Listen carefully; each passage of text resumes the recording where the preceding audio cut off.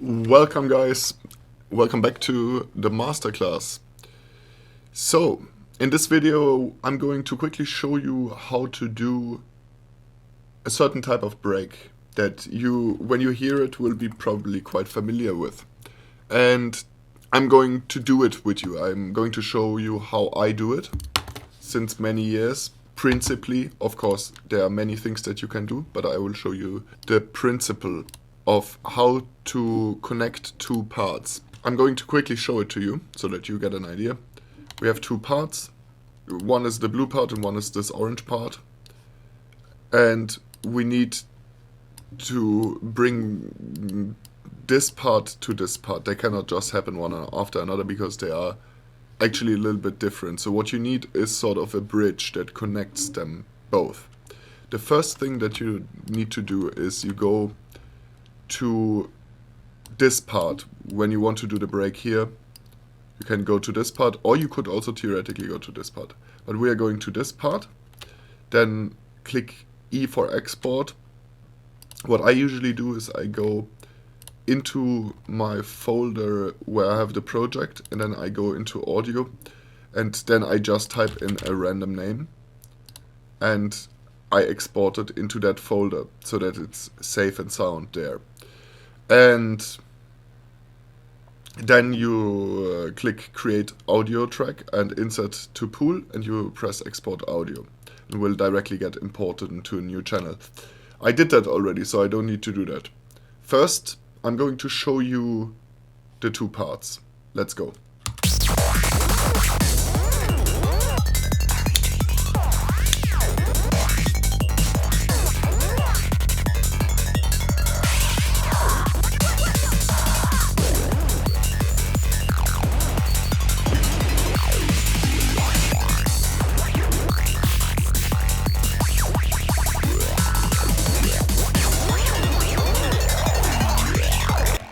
Okay, those are our two parts. Of course, what you also want to do is like you want to mute all those other sounds that might be remaining in this area where you have your export going, for now at least. And then the second part, I'm going to show that to you as well.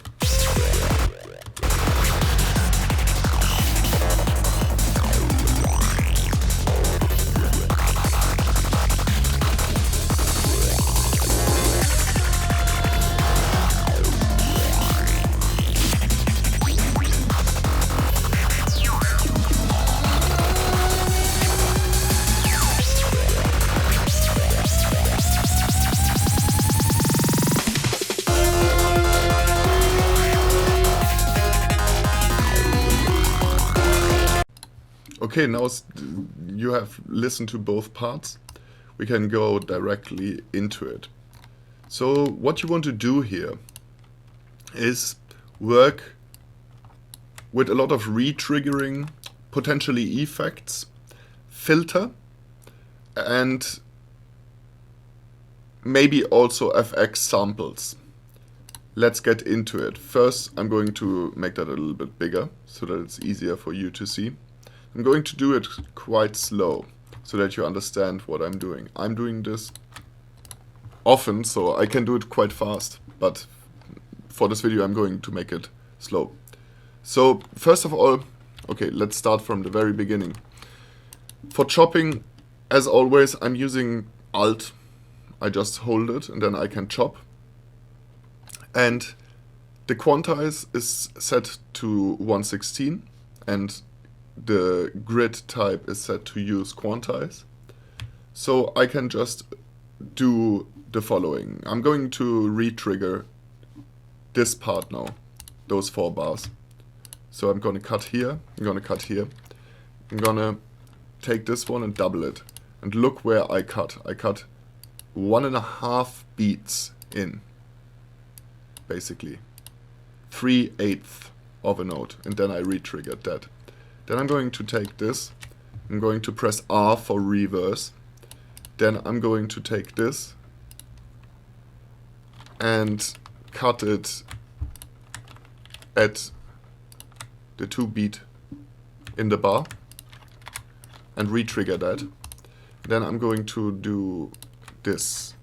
I'm going to cut away those three beats and re-trigger those.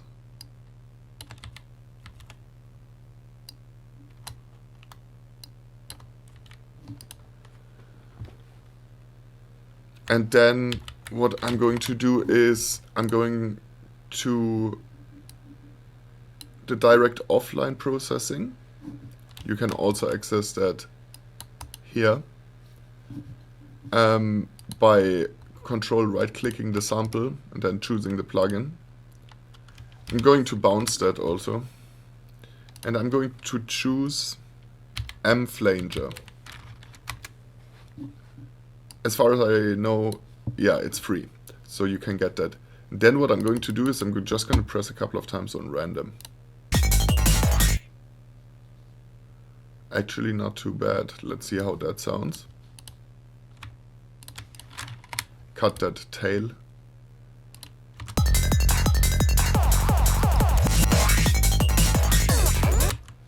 Maybe reduce 2 decibel here on that. So this was just to show you the principle. So actually this one I would double this, and then I'm going to take this one and double that one as well. So you can see it's a lot of retriggering. Let's see how it sounds now.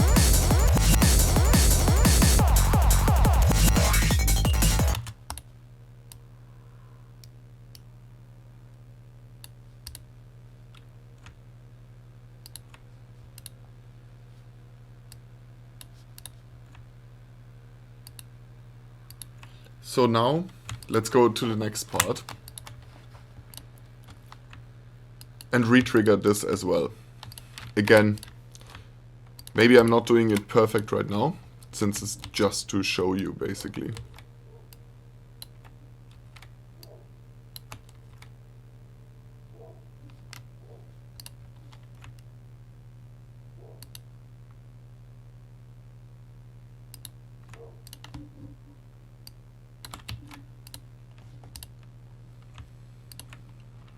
Let's turn this part around by pressing R.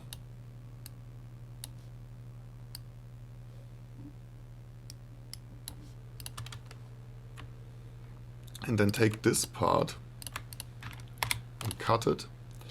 And you want to press B to bounce. Now I'm going to show you another thing. We go to direct offline processing pitch shift. Again, you could access that also here, but I have it set to a shortcut, so I just have to press Alt and P, and then it goes into the pitch shift. So here we have the pitch shift window. There's two different parts, transpose and envelope. We're interested in envelope. So with this, you can pitch the sound however you want, and you can change the algorithm, and also importantly change the time correction, because that means, let me show you, when I'm pitching it down it's going to become longer, and when I'm pitching it up, obviously the opposite. So you can do a lot of cool stuff. Also you could do things like that.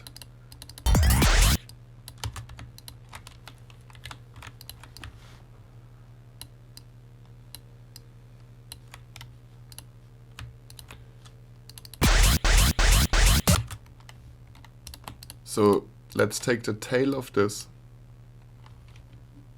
do a little tiny fade in and fade out up in the info bar, and then again press on pitch shift or press Control right click. This time we want a time correction and we make it go up. And press it again to apply the same effect again.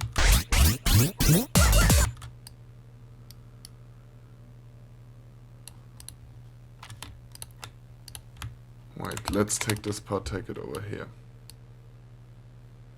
Yeah, our part begins here. So this is 4 bars, and this is 4 bars again. So now, let's go into my splice. And we can choose different things. We can get a couple of drum rolls. See what we can do with that. Let's create a new audio channel. I have that set to my shortcut as well. And let's see if we find anything else interesting here in the... Just drag a couple of them inside. So, you just start to play around with it, of course. In this case, let's go here. It's 128. The BPM is correct, so we can just press here on the warp button. Musical mode will be in sync. So let's see what happens if we do something like that. Obviously that's too loud.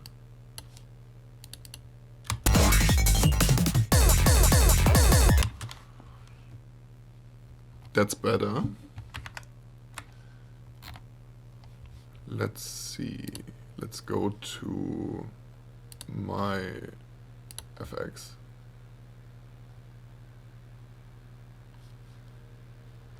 Let's go to page 7. Lucky number 7.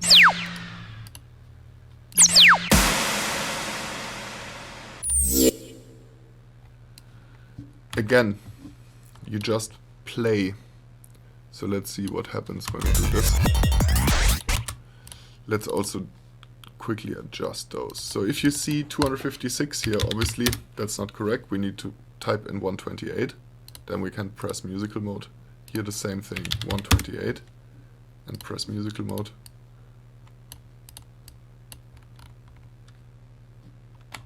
Let's take...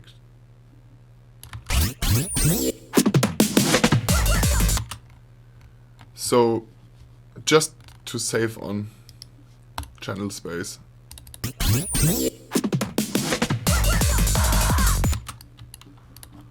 Let's repeat this one.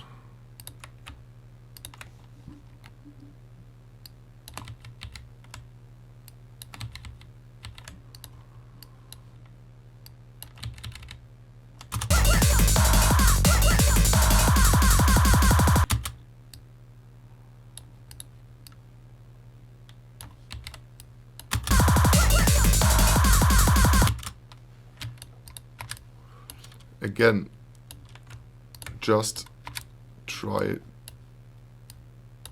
to play.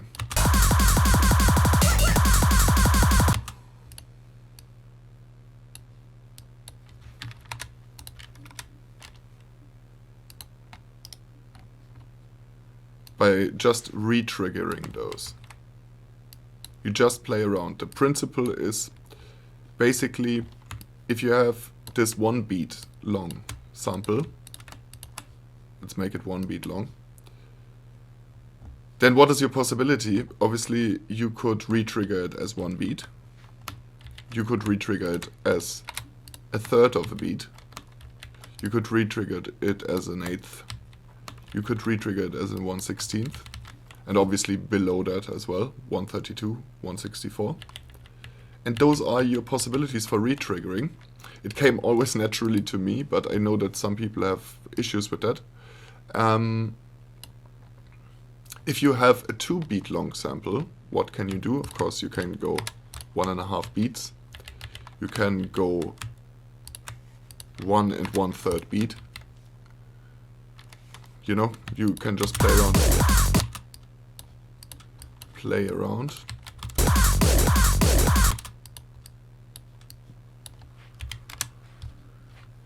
Let's bounce that with B and go to pitch shift. And let's try if we can deactivate that and yeah.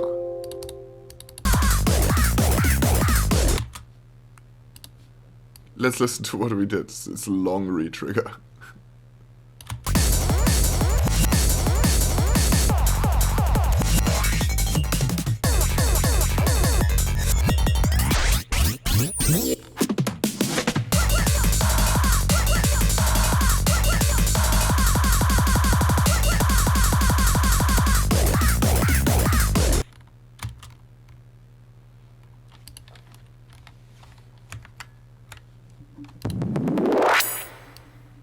Let's get another sample in here.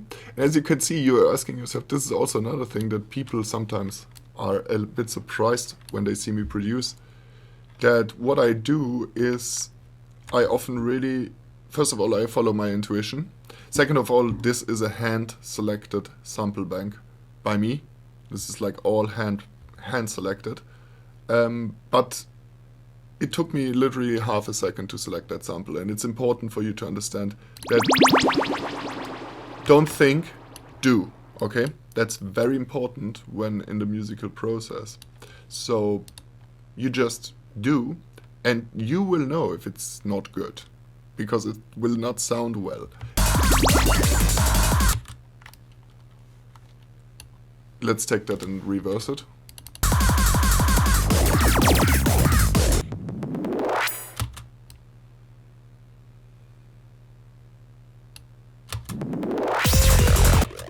Obviously, that part needs to go in the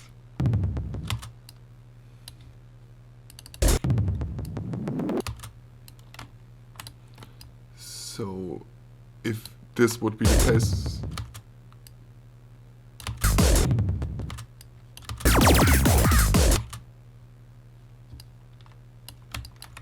this sample is not very professionally cut, but it's not an issue. We can just take it and hold Control and Alt, and we can move it inside if there is an imperfection like that, as long as the tail is cut at this side.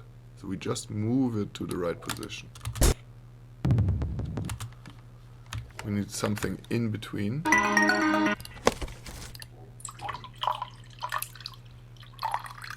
That's also kind of cool. Let's get this one inside the peeing sound. And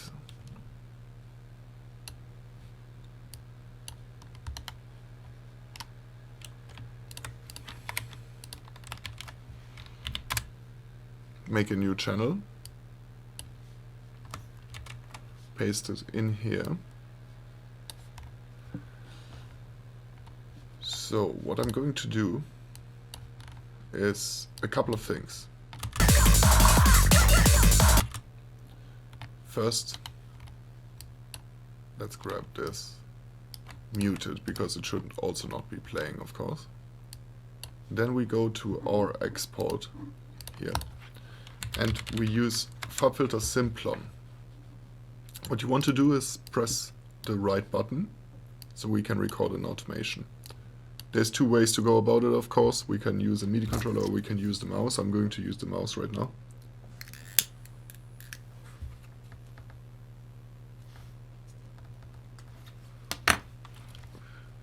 And let's also make that a little bit easier to see here, everything.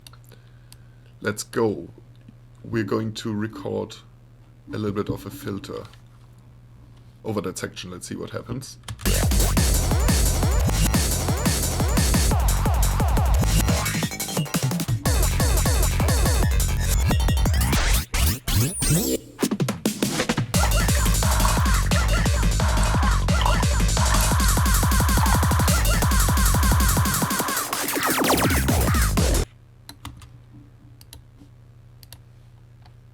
Not perfect, but if we have issues, we can just fix them also in post.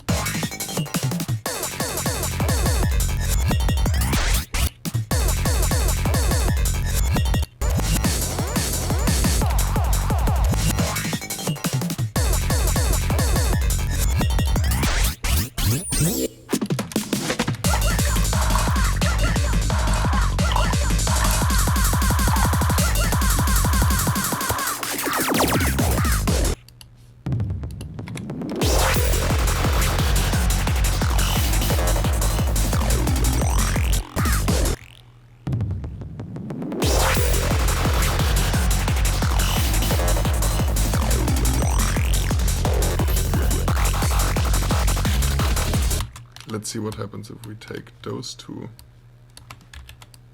and put them inside here. Maybe they just waited all the time for us.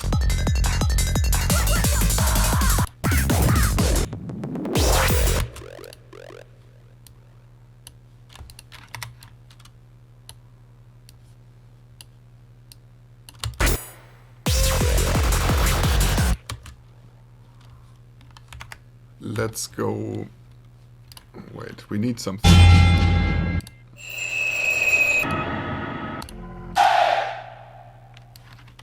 I don't know if we need that stadium sound, but maybe, who knows.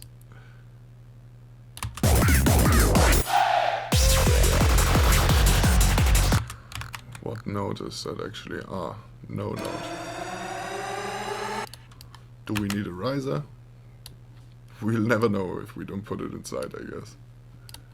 Let's put that here.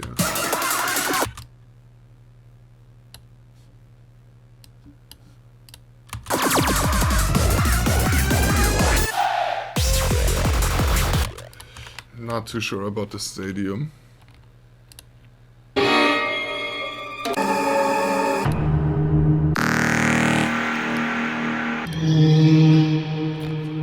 Okay, we need kind of a fill.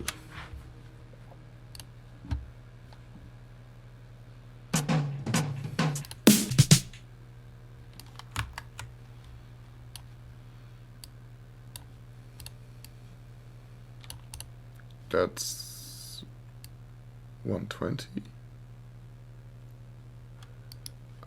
I don't know why I can't. Well, let's use direct offline processing time stretch. Get that to 175.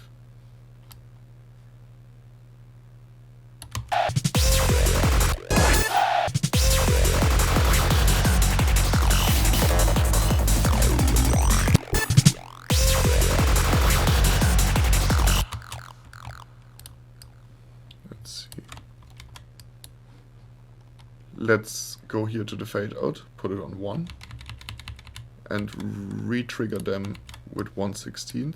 Let's see how that sounds. Yeah. Something like that. Let's press B for bounce, and then go to the fade in over here, put it on 1.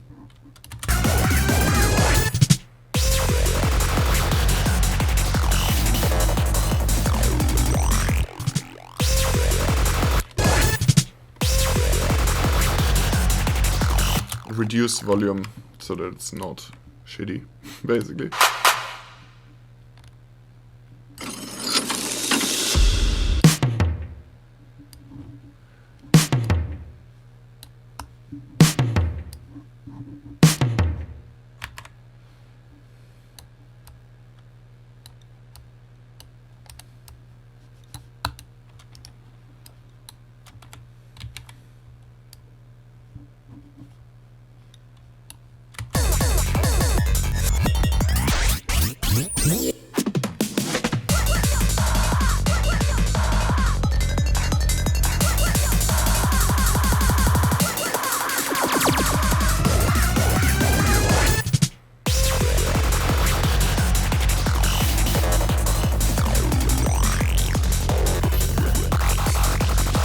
Okay guys, I hope that you enjoyed the glitch loop and retrigger lesson.